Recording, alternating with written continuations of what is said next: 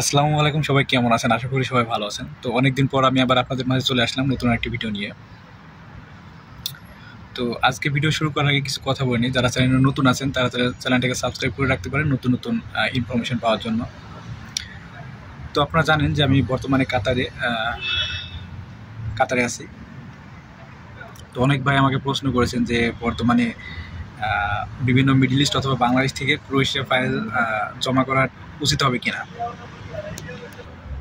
তো আজকে সম্পূর্ণ ভিডিওতে আলোচনা করব যে আপনারা ক্রোয়েশিয়ায় বর্তমানে ফাইল জমা করা উচিত হবে কিনা।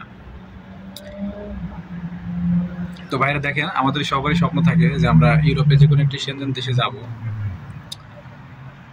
তো ইউরোপে যাওয়ার জন্য অবশ্যই কিন্তু আমাদের কিছু বিষয় খেয়াল রাখা লাগে, যে বর্তমানে কোন দেশগুলো বাংলাদেশিদের জন্য ভিসা দিচ্ছে বা ভিসা রেশিও কেমন।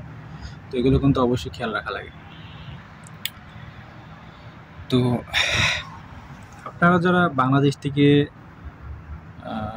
ইউরোপে যাওয়ার জন্য চেষ্টা করবেন তাদেরকে আমি আগে বলে নিই, আপনারা কিন্তু সেনজেন দেশের জন্য কিন্তু ট্রাই করবেন না। সেনজেন দেশের জন্য ট্রাই করতে কিন্তু আপনার অন্তত 2 বছর সময় চলে যাবে। আবার হবে কি না এটা কিন্তু কেউ 100% শিওরলি বলতে পারবে না। আপনারা দেখবেন যে দেশগুলো আপনার নন সেনজেন আছে, এই দেশগুলো আপনারা ট্রাই করতে পারেন বাংলাদেশ থেকে, আপনাদের জন্য সব থেকে ভালো হবে। আর যারা মিডল ইস্ট আছেন যে ভাইগুলো, তাদেরকে বলি আপনারা বর্তমানে ক্রোয়েশিয়া থেকে দূরে থাকবেন। কারণ জানেন বর্তমানে ক্রোয়েশিয়ার বাজার কিন্তু একবারে ডাউন হয়ে গেছে। এর কারণ কিন্তু আমরা নিজেরাই। কারণ ক্রোয়েশিয়া অনেক আপনার বাংলাদেশিরা সাপ্লাই কোম্পানি খুলে অনেক লোক নিয়ে গেছে এবং তারা কিন্তু টিআরসি দিতে পারে না, যে কারণে তারা কাজ দিতে পারে না, টিআরসি দিতে পারে না, যার কারণে তারা কিন্তু অন্য দেশে মুভ করেছে এবং এর পার্শ্ব প্রতিক্রিয়া কিন্তু আজকে আমরা পাচ্ছি বাংলাদেশিরা। তো অবশ্যই আপনারা ক্রোয়েশিয়া থেকে দূরে থাকবেন। ক্রোয়েশিয়ায় কিন্তু আপনার বর্তমানে নেপালি ইন্ডিয়ানদের রিজেক্ট করছে, ভিসা দিচ্ছে না। কিন্তু সবগুলো নয়, তবে কিছু কিছু রিজেক্ট করছে।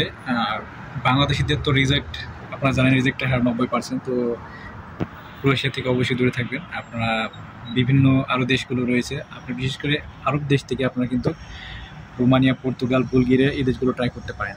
এই দেশের ভিসা রেশিও কিন্তু অনেক ভালো। আর ক্রোয়েশিয়া আপনার ঠিক হয়ে যাবে, সমস্যা নেই। কিন্তু নতুন নতুন রুলস রেগুলেশন আসবে, যেগুলো মেনে কিন্তু আপনি ফাইল সাবমিট করবেন এবং ভিসা পাওয়াটা অনেক কঠিন হয়ে যাবে। তো অবশ্যই আমি মনে করি যে আপনাদের ইউরোপ যাওয়ার ক্ষেত্রে অবশ্যই নন সেনজেন দেশগুলো ট্রাই করা উচিত, কারণ এই দেশগুলোতে আপনারা ভিসা পাওয়া অনেকটা সহজ।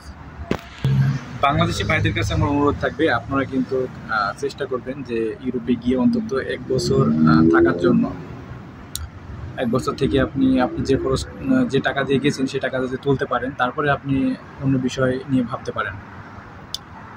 তো ভাইয়েরা বলি, ইউরোপ বিষয়ে যদি কোনো প্রশ্ন থাকে আমাকে কমেন্ট বক্সে প্রশ্ন করবেন। আর হ্যাঁ, আরেকটা কথা বলতে ভুলে গেছি, আপনারা ইউরোপে যাওয়ার আগে অবশ্যই অন্তত কিছু হাতে সময় রাখবেন, যাতে ইউরোপ সব দেশ সম্পর্কে জানতে পারেন, কোন দেশ থেকে কোন দেশে ভিসা রেশিও ভালো এবং কোন এজেন্সি ভালো, সব কিছু বিষয় জেনে তারপরে ফাইল সাবমিট করবেন। কারো কোথায় হুট করে ফাইল দেবে না, এতে কিন্তু আপনি ধরা খেতে পারেন। সবাই ভালো থাকবেন আর আমার জন্য দোয়া করবেন। আল্লাহ হাফেজ।